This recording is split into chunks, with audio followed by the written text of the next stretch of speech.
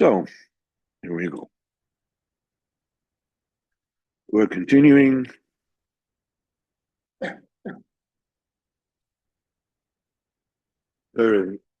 Zain, number 7, in the second Chelek of Likutey Moharan. So we're holding Basif Vav, paragraph number 6, and we said that when you teach somebody and you put das into him, what happens is that the levels of knowledge that you don't know yet, but you're going to know in Yetz Hashem, that are called makifim, they're called circumferential knowledge, they get into your head and basically into your mental faculties. And just basically, in a nutshell, you have the knowledge, the understanding, the sense, which is within your mental faculties. This is called the inner light or apnimi. And these are the things that you know. I mean, you know how to walk, you know how to drive a car, whatever. No news there. Now, beyond that, there is a knowledge, there's a science, there's a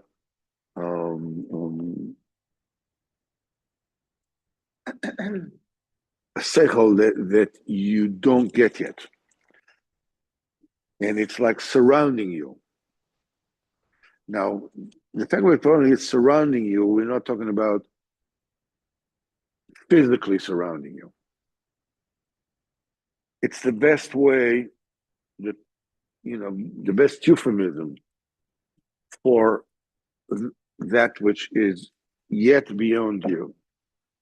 But it's going to get in to your mental faculties and you're going to understand it well. The best way to euphemize it is say, Makifin, this is because the entire Avodas Hashem is something that goes around, is built on a circle. The year is a cycle. The sun and the earth and the cycle, the moon and the earth and the cycle, all the stars and everything goes around cycles and cycles. And the reason for it is going around in a circle is moving ahead without moving ahead. The circle doesn't have a beginning, it doesn't have an end.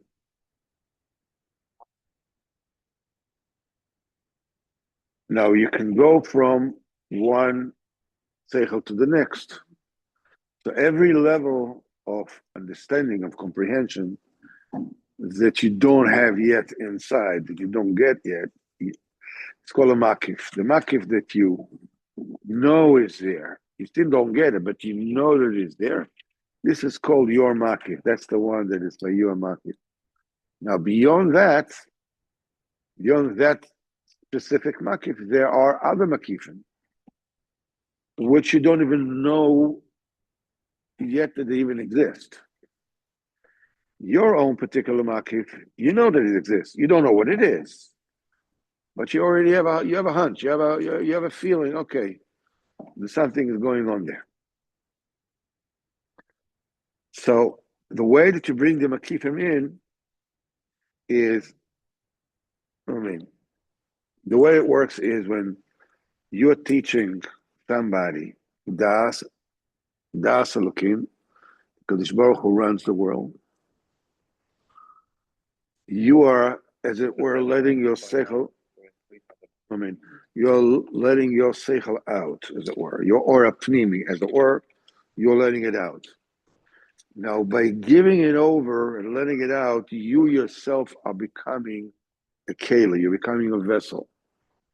And the light of a makif is going into your seichel. You get to understand new things. Now you have to understand that we are not talking necessarily, mechanically. Hey, I just said it. Boom! I understand something new. It's the way it is that it's not necessarily that I said what is my ora pnimi, and I got back, a makif, which is like the next thing that I didn't know. Now I know it. Even a big tzaddik that says something very simple to a very simple person, that already initiates the process that the tzaddik gets or a makif according to his madrega, according to his level. I mean, what he actually said is not necessarily, that the latest and the best and the spitz of that particular tzaddik. He just said Dibur Chizuk to somebody else. That initiated the process because it made him into a king. As you can say about Moshe Rabbeinu, Moshe Kibel Torah Sinai, Masar Yeshua. Moshe Rabbeinu, he was Moiser to Yeshua. By the fact that he was Moiser to Yeshua, he was the essence of Kabbalah, of receiving. And he was, being that all the time he gave out. The entire Torah comes from Moshe Rabbeinu, so all the time Makifim came in. As we will visit later on, because Yeshua says, okay, there's a certain point, okay, Atkan, that's it, don't go any further. And we'll see why. Were we for Zion? Yes, Torah Zion Chelik Beis. And we also said at different levels, saying Bechinas and Makifin, something which is Makif, which is still a mystery by one person, but now the person is already a simple thing that he knows it by heart. And sometimes something which is a Makif by one person, by another person which is a lot greater than him, it's not even a pnimi. It's something which is totally pashut. I mean, it's a joke. I mean, it's like a child that sees a writing, a book. He sees the people reading the book. He can't read, but he knows that there's, people reading, and they know something else, his mother, his father, whatever it is, the child looks at the picture, but his mother, they read him the story. Okay, so he knows that reading in these funny little thingies called letters, there's information stored in that. By the child, it's a makif. He knows there's something there, but he doesn't get it. By his father and his mother, it's not even a chachma. It's already automatic by them. They don't even have to. It's not even pnimi. I mean, their pnimi is a lot higher. So this is another thing about makif. And then we said, this is what we said, the kov alecha dova me'oid, something which is me'oid, is a makif, to bring it in, this is how you bring it in, by telling somebody else about it. And then the Raya continues, but above everything else, the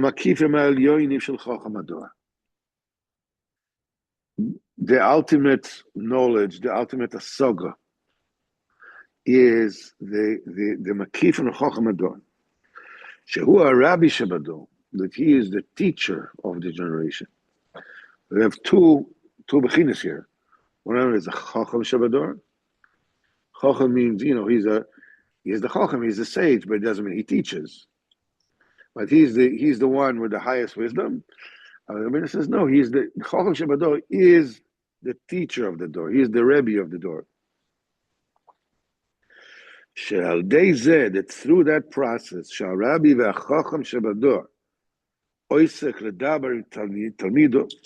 that he is busy talking and teaching his students, and he puts his das into them. That brings his own personal makifim into his own mental faculties. And it says, "V'makifim shaloi." Now we're dealing with a whole different kind of makifim shaloi of the chacham of the generation, the rabbi of generation. B'chinas arichas yomim v'shonim. This is long days and years. We already learned in Torah Samach that arichas yomim. We learned the definition of arichas yomim that is not what people usually understand it. People usually understand that what is arichas yomim, that you live for many, many years. That's arichas yomim. Torah Samach we learned arichas yomim is that you enlarge every single day.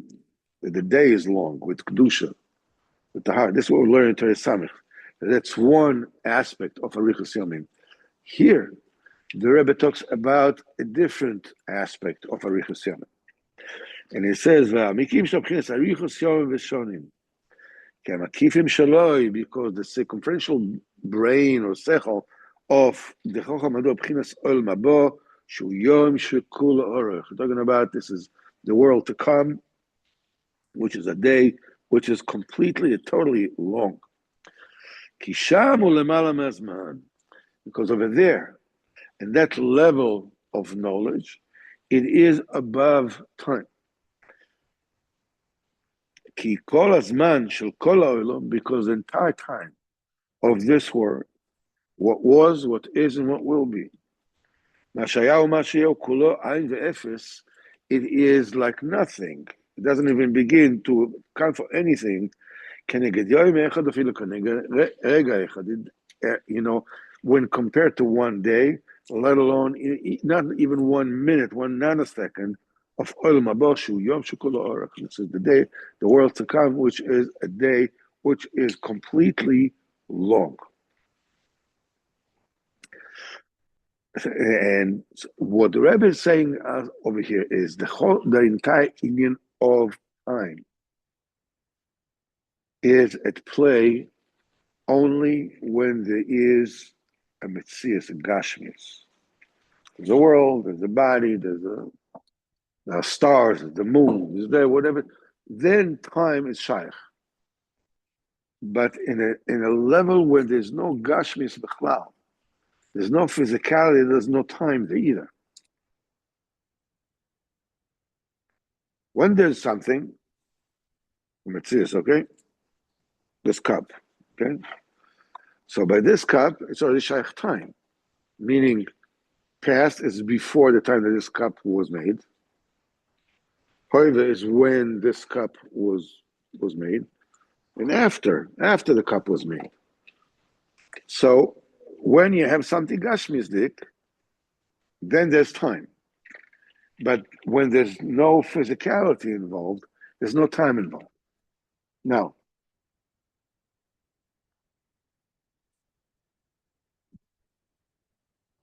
if I may trouble you for the refill.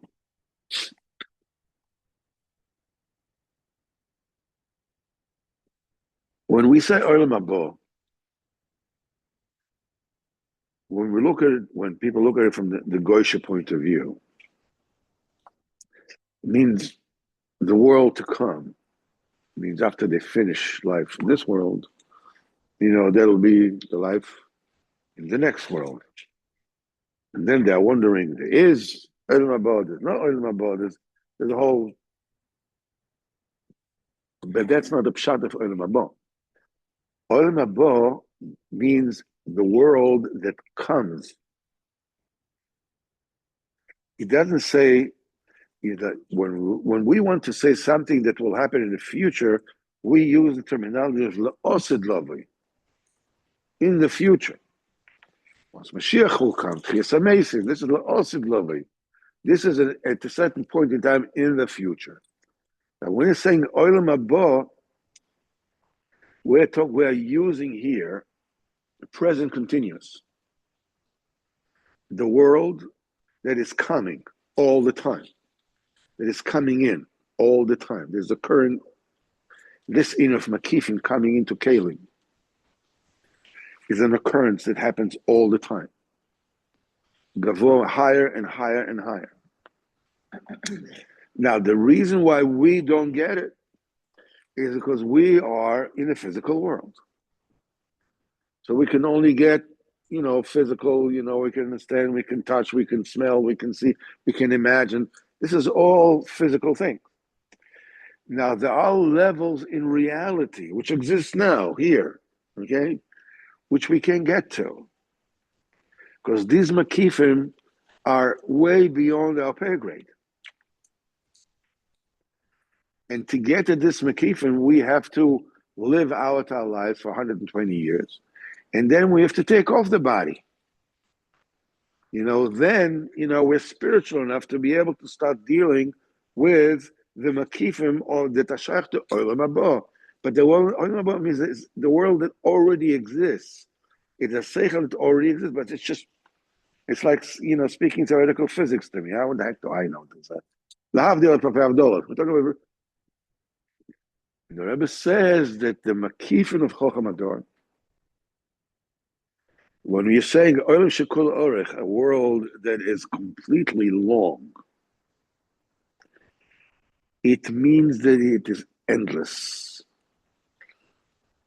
When there's no time, the entire time that this world exists and will exist, when compared to eternity, is nothing. Because when you take infinity, and you divide it to any number, right?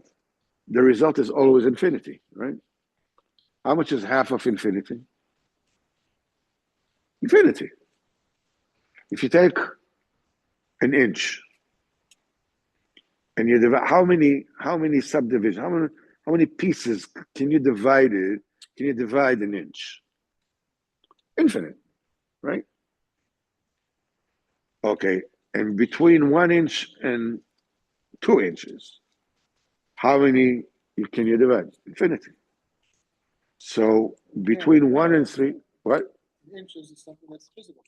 Yes, but if you were to divide it, what is the highest number you can divide an inch? Infinity. Infinite times. How can you divide it in 4 times? It means the result will be that every piece will be 0. But you can divide it into infinite times.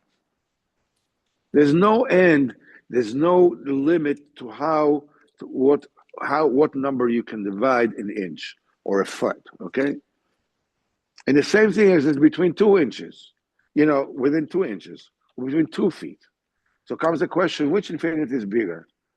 The number that you can divide an inch to or 2 inches to? There's no difference. This is infinity and this is infinity. Any kind of counting, any kind of physicality, when compared to infinity, is nothing, is 0. Doesn't even begin. The seichel of the Chocham Ador is an infinite seichel. It's a seichel that does not even come. This is the makifin of the Chocham Ador. The makifin Chocham Ador, the Chocham, by him is also something that he cannot be massing. It's like Lahav the Refafei Avdalos, he's like the kid who's looking at his parent reading a book. There's something written there, those little stains on the book, right? But the child doesn't know what it is. Lahav Avdalos, the Chacham Ador, has also a Bechina of Makifin. And his Makifin are already in a level where there's no time and place. This is a seichel that has no limitations whatsoever. And now the tzaddik is not massing it. He knows that it is there. It's a makif by him. He knows that it is there.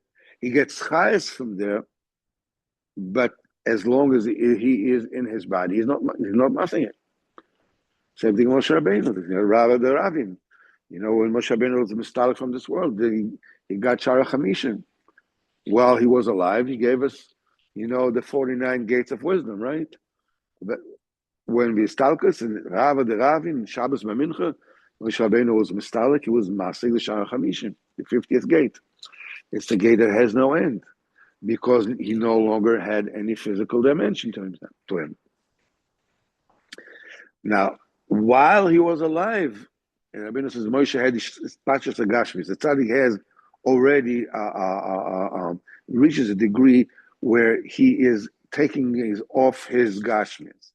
But this process of the taking off of the physicality by the tzaddikim of that level is what we call Ratzov Hashov.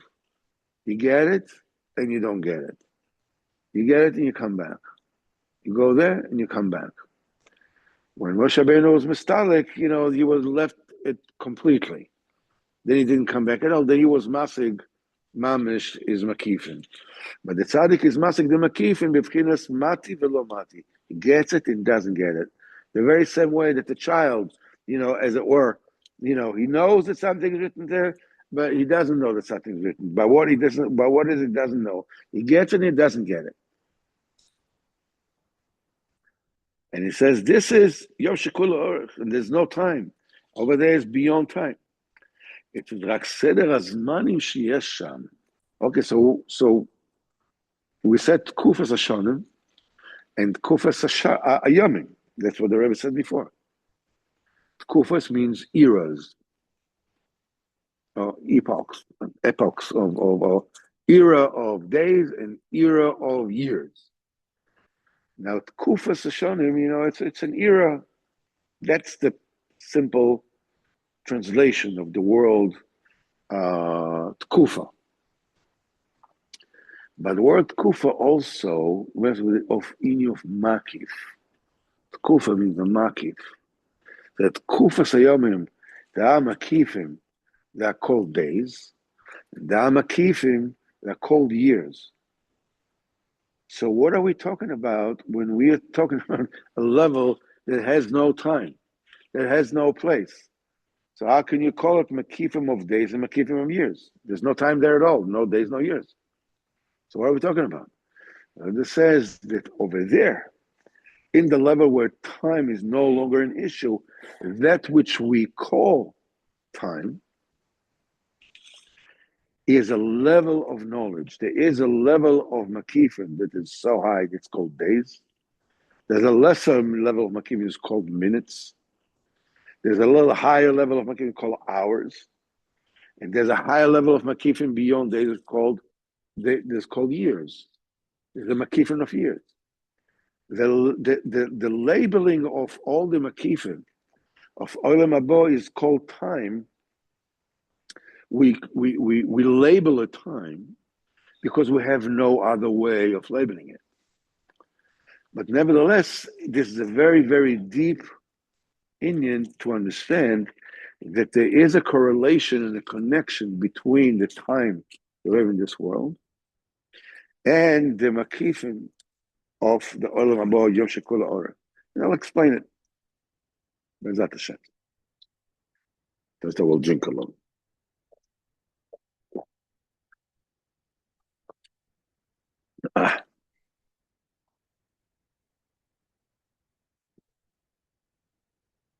Baruch Hashem, Rosh Hashanah, Zocher to be in Oman, those who are Zocher. Now, what happens in Rosh Hashanah? Rosh Hashanah by night, Yom Adin, right? We spoke about it. It's the day of judgment. Overnight, there's all the creatures in the world go before Kodesh Baruch Hu, and Kodesh Baruch Hu reviews, what's in the docket, what's the rap sheet.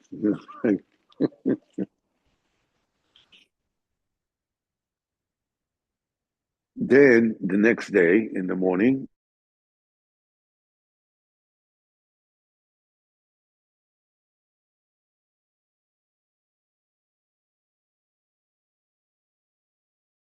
is reviewed. This is the first third of the day, is a time of din. You can see what everything brought to the table. Everybody brought to the table. The second part of the day, the second 3 hours of the day, about time of Tkiyas Shofar, Musaf, around there. Then, this is the time that Kodesh Baruch Hu gets up Mikisa Shel Din, from a seat of judgment to a seat of Rachamim, which means that now the judgment is being enveloped in with a padding of Rachamim. Person did this and this, and therefore brought upon himself this amount of judgment. The second time in this second 3 hours of the day, it's already being coded, it's being coded with Rachamim. Maybe he'll go through some Yisurim, whatever it is, but there'll be people around him, maybe mechazakim, or whatever it is. Kadosh Baruch Hu is bringing Rachamim into the picture as well. But Kadosh Baruch Hu doesn't, it's only Kadosh Baruch Hu only writes that day, but it's still not signed. Just Rosh Hashanah, this is what everybody has written down. But it's not signed yet. Kadosh gives it another 10 days. You have 10 days, to sort of like, tshuva, tefillah, and tzedakah, ma'avir, rak, zero. You have 10 days to do tshuva, then comes Yom Kippur. In Kippur, again, you have, what happens during the night and you have during the day. But instead of Kadosh Baruch Hu does not, Kadosh Baruch Hu reviews the original verdict plus, let's see what you did these 10 days, says in Tshuva, what did you do, to ameliorate that, to fix that. And so, and when does it sign? When is it signed? And at the very end, the Nekuda, the end of Yom Kippur, is when everything is signed. The Chasima, Tfilas Ne'ilah, that's the time when everything is signed. And they said that even there, the Tzatal has not given over to the Shluchim until Shmini, until Shana Rabbah. This is when so comes a question that we mentioned once before. That night, when Kadosh Baruch Hu sits and everybody goes through, is it to the time of Yerushalayim, or Oman, or Paris, or New York, or LA, or Melbourne, Australia, or Tokyo, or Beijing? When is it? When is the time, the first 3 hours of the day, the deen, whatever? When is the time of the 2 hours of the Rachamim? According to where do you judge it?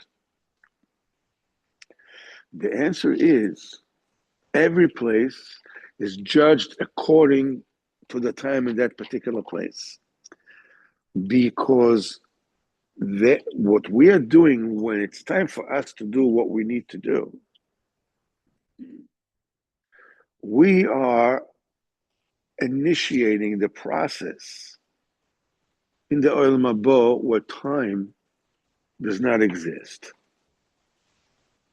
For instance, the Inya, the Tikkunim of Esrog and Dalad Minim. When does it happen? So there is a chiyuv in the first day.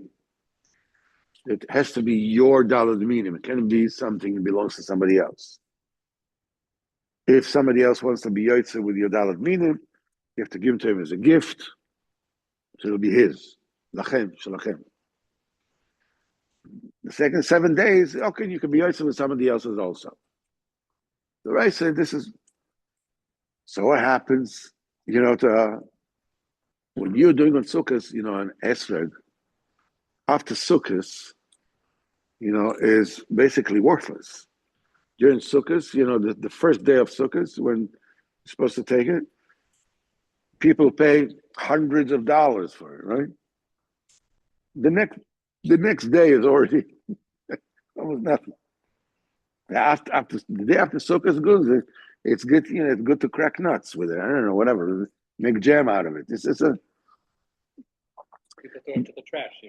Yeah, you can do whatever you want with it. But the point is, Beseder, but what I'm saying is that when does that tikkun of esrog, of daled minim, is a tikkun, is a makif, which is timeless. It's completely spiritual. But the switch for us to put into action is the first day of Sukkot. If we do it with shuckling, like, sweating, everything, shuckling with it, a day after Sukkot, it does nothing. Yeah, after the second day, after Sukkot. Are you shuckling, whatever it is? You beat people up, but I don't know what you do with it. You swing for the fences. Nothing helps. It's only when you're doing during Sukkot that you are actually throwing the switch that, by remote control, as it were, awakens the tikkun of Dalet Minim spiritually. But that tikkun is timeless. It's beyond time. It has nothing to do with because we exist in the level of time, so our switches are timely. But the tikkun itself is for the entire year. When you make, on Sukkot, when you make a tikkun with Dalet Minim, that tikkun is for the entire year. When you are fasting on Yom Kippur, that tikkun is for the entire year. And you're just doing it on Yom Kippur. Is it the same as matzah? Yes. Eating matzah on Pesach is a tikkun for the entire year. It's a tikkun which is timeless. But the only way that we can affect, with an A, we can affect this tikkun is within the realm of time, during the time of Pesach. From Chatzos, this is what you can do. You cannot have your chametz, so forth and so on. So, but the seichel itself, the makif itself, is already beyond time. That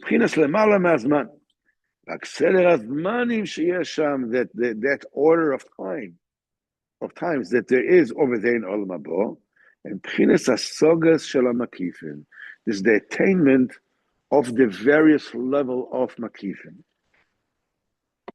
As we said, the higher one is days, the bigger one is years, and so forth and so on. By the way, that is how the Nevi'im can tell you things that will happen 100 years from now, or 1,000 years from now, or even further. Because according to the world that they get their nevuah from, the makif that they get it from is a makif of yomim, there's a makif of shonim, there's a makif of 1,000 years. So a prophet that gets from a makif that of 1,000, that over there it's called 1,000 years, what's still in this world can tell you what will happen 1,000 years from now. Because for him, it's like now. I know it's a very, very deep concept, but nevertheless, okay? שהם מבחינת מקיפים, שהם מבחינת עכשיו. שם יש מבחינת הסוגת של המקיפים, שיש מקיפים, דעה מקיפים מבחינת סיומים, they are an aspect of days, that's, יש מקיפים מבחינת שונים, all years, much bigger מקיפים. מבחינת תקופת היומים, תקופת השונים. תקופת היומים, it says in Shmuel, תקופת השונים is in ספר שמואס, דברי היומים. ואלו מקיפים שיש שם, these seichels, these מקיפים that are there, מבחינת סדר הזמונים שם. This is how you measure time there.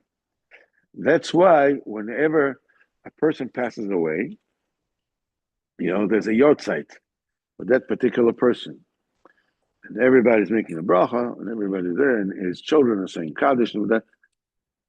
What is it to do with anything? He's not here anymore. Yeah, but the thing is that he's going up to another makif. We measure it in time. It's a year. It's a yahrzeit.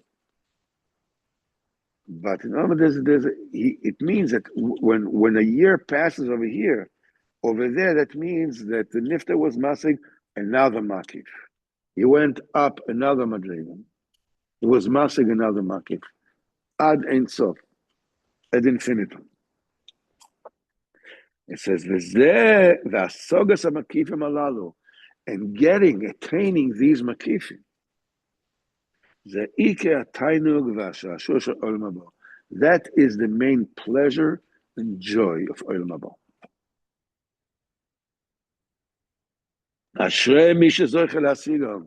How fortunate is one who is zoicha to attain those makifim.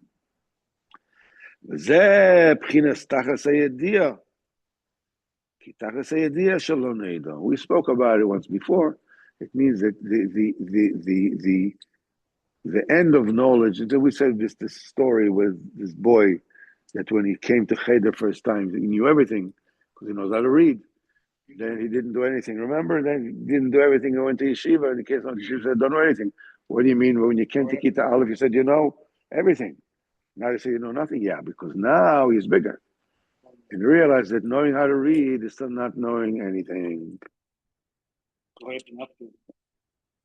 So the thing is that whenever it is that you going up in level of seichel, when you get to the point, to the apex of that idea, you know as much as possible to know about this Indian, you get to the point where you realize that you haven't even started yet in the next level. Like this kid that didn't learn in elementary school, when he goes to Yeshiva Ktana, he knows what is expected from him. He doesn't know anything. He knows how to read, big deal. Everybody knows how to read. But when he's just a small toddler, knowing how to read, that's all you need. He knows. But when you're already with the level, you have a seichel of an eighth grader, you realize that knowing how to read means you don't know anything. Okay, so you know how to read. Baruch Hashem. There's a chance for you to get somewhere, but you don't know anything. The same thing exists with every level, which means if you're still holding in the level that you know, hey, it means you don't know anything yet. You start to know when you realize that everything that you know, you haven't even begun. It's from Hashem. You haven't even begun to know. Before you got to the idea, you didn't even have a notion. Even a notion that there's something that, like you speak to secular people, they know everything. Absolutely everything. They know who's right, they know who's wrong, they can explain it to you in 1,000 ways to Sunday. And each one is saying the opposite of the other. And they know who is guilty. They know what should have been done. And the reason why all the problems are is because you don't do what I'm telling you to do. And they're sitting there, on television panels, and they know everything.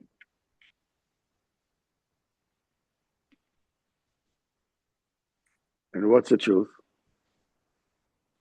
They know nothing. To the point that they think that they know. They don't even know that they don't know.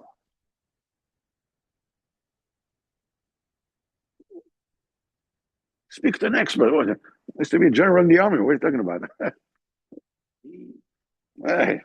Of course I know. Who should know? You should know. Who the heck are you? Of course I should know. These are... I was general in the army, and I can tell you what's right to do and tell you what's wrong to do and tell you why it hasn't gone until now. I'll explain it to you. Ask me, I can tell it.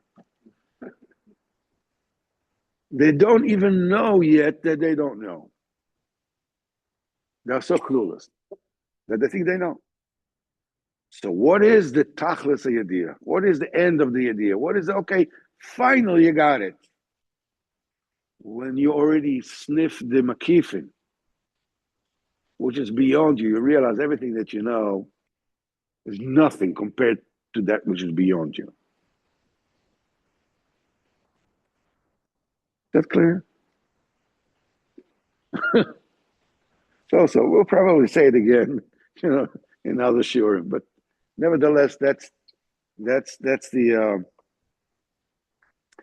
this is shashua ki asogas elo makifin, attaining these makifin, getting these makifin, and pchinas shashua olam haba. That is the joy of olam haba, of the world to come. When you have this tension, you can even understand a little bit. Understand it a little bit. I want to try to give you a muscle, okay? If it doesn't work, don't be upset, okay?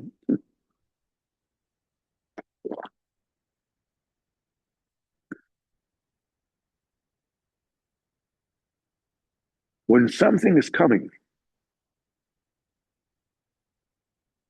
and you don't know what it is, and that thing that is coming is the solution to the problems you have now. The bigger the stress, the bigger the problem. I'll give you an example. Just stay with me. The bigger the stress, the bigger the tension, when you find out when the makif comes in, when you get it, the joy is immense. I'm going to give you an example. Okay? Baseball game.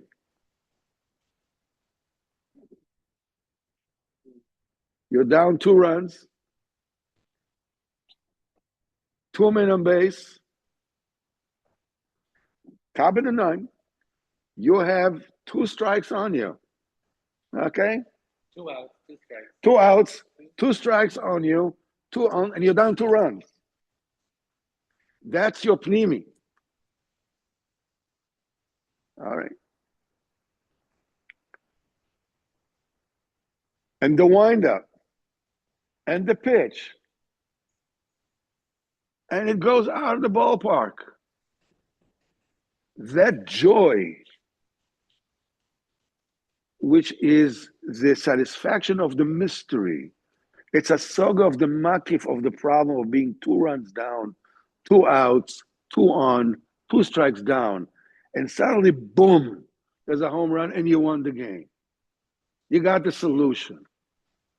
Anybody can explain to somebody else, what are you so happy about? A guy held a stick in his hand and he hit a ball made of leather and it went to such a distance, it went out of the ball.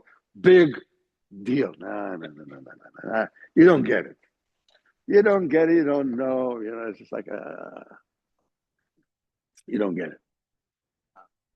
Maybe because he puts in so much effort. No. Because that tension because in that particular nakuda is there they realize that Ikar Yediyah Shalom Neida, we don't know yet. That knowledge, that's why they say in basketball game, the only thing that really matters is the 2 last minutes. Everything else that's not important because back and forth. The last minute, the guy hoists it from half of whatever it is, half the pitch or whatever you call it, and hits it. You're down 1 or down 2, whatever, and you hit a 3-pointer at the buzzer. Can you imagine a bigger joy that there is? Because this is a saga of a makif. And achinami, it's an imaginary world of a sports game. But if you want to know how do you know how they can know that it's Olam Haba, you can see that when you go to a bowl game, there is a total different world. You live in a different reality. You tell yourself a certain, you've got a suspension of disbelief. Let's say that it's important that if you throw somebody a ball and he can't hit it. Let's say it's important, okay? Okay. If you don't agree to this, we don't even begin. Okay, now let's say that it's important that you hit it. Okay, if you don't accept that, we have no game. Now let's say that it's important that you hit it more times than I do. Okay? And all the different intricacies of that particular game, it is all dependent on a fictional world that you create.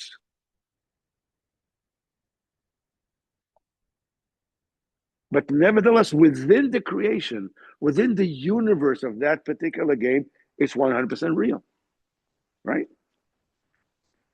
And that, two down, two out, two strikes down, home run, this is a Sogas and Makifin in that particular universe.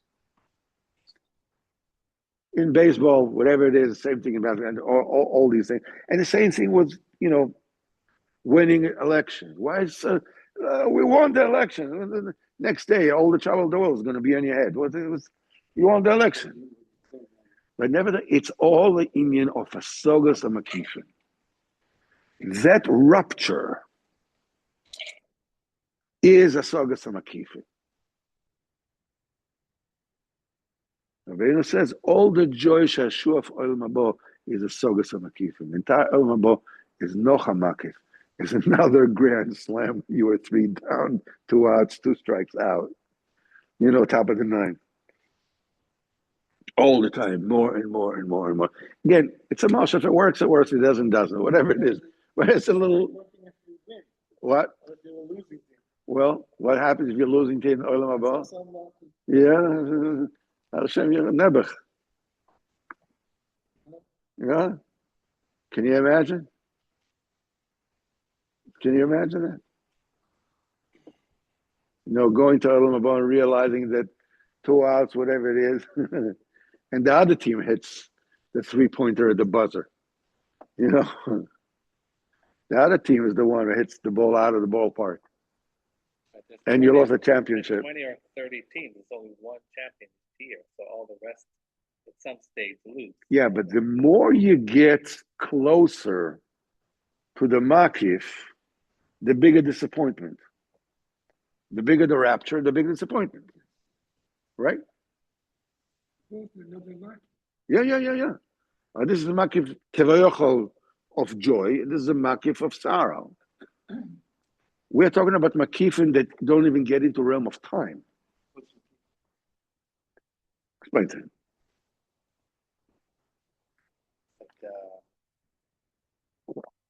Concept that surrounds you and then tap into to gain an understanding, like learning how to drive a car.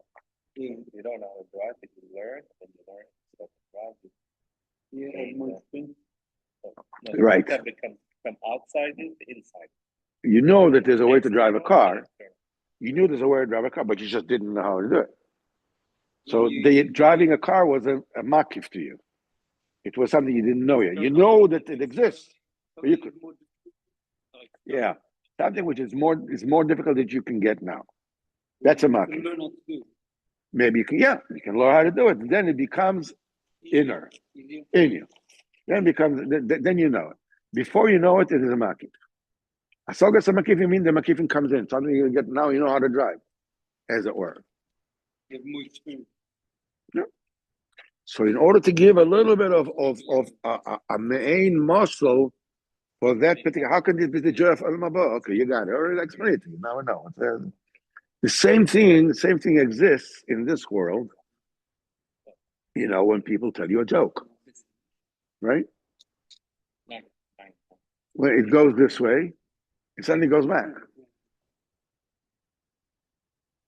It's only Sogas Makif. And this rupture, it's the best muscle I can get. Okay, but let's.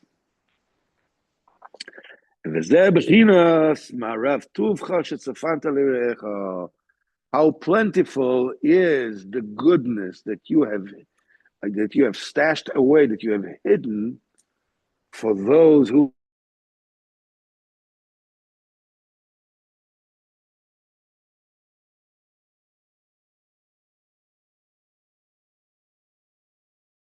fear you. To the endless good that is stashed away, that is hidden and is locked away and is completely blocked from the eye of anyone. In other words, nobody can even fathom it. V'zeu ma rav tuvcha. Says, how plentiful is your tov? Now, ma, the word ma, what does it mean?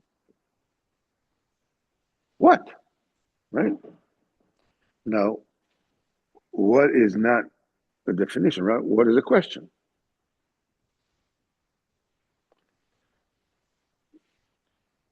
What's your name? I don't know your name. What is your name? It's a question. When you something is in madrega of ma, madrega of what, it means that you know there's something there, that you have a name, right? You know that you have a name. What's your name, right? So you know that I know that you have a name.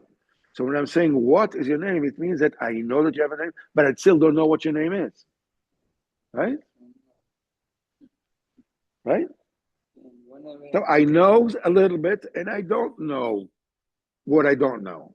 That's why I'm asking, right? So ma is a level that you know something, but you don't know yet what it is. This is the euphemism for makifin. Ma rav tuvcho. The makifin are that plentiful of goodness that Kodesh Baruch Hu has stashed away for all the Yerushalayim. Ma daika. Kem b'chinat ma. It's still in the level of ma. Ma is what? What is ma?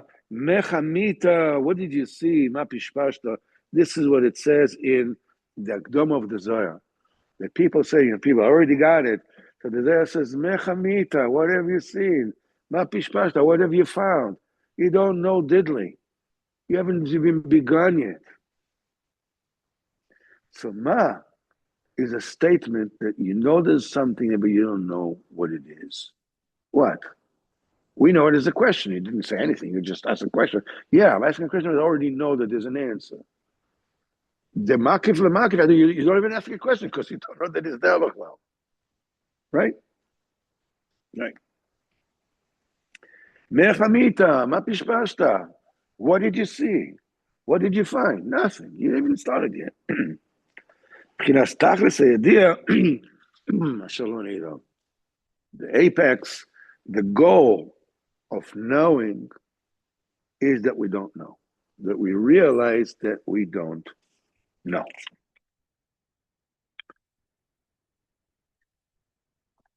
We'll just finish to the until Siv Zayin v'zeh b'chinas shefa haketer. And that thing that you know there's something there, but you don't know what it is, and it's hidden, and getting it is the joy of Olam Haba, is the shefa, the bounty of a level which is called Keser. That's the highest sphere that there is. Because all the spheres belong to us. Chochma, Bina, Das, Chesed, Buat, Tiferet, all this has to do in the physical world. Us, people, we know that. Keser, that's by Kodesh Baruch Hu. That's by him. And Echanami, within the spheres, there's always Keser. But we're talking about the ultimate Keser, the ultimate crown. Our reality starts from Olam, from Olam Abriya. This is when it's the Olam HaKeser, even Atzilus is Kulo Elakus, Kulo Kodesh. It's still not the Keser. There are no creations there. The sphere is there. The sphere has something to do with us. Beyond that, it's Olam Kadmon, it's Olam HaKeser, the world, the realm of the crown, of the Keser. Shefa Keser that comes in. Ki HaKeser, the Rebbe says, Ubchinas Makiv. The Keser is a synonym of Makiv, of circumference. Kmoshe Kosov, how do we know? So there is a proof. It says, Kisu et Binyamin. Rashi says they surrounded Binyamin. The surrounding Sechel is a Makif. The surrounding Sechel is a Makif. A Keser is, there's a king, and the Keser is on top of his head, right? The king he is just a body, just a person. But there's something around his head, is above him. That's the Keser, that's the Malchus. That's the Kisu et Binyamin. The same thing, the same way that the Keser surrounds the head, the Makif surrounds the idea, the knowing.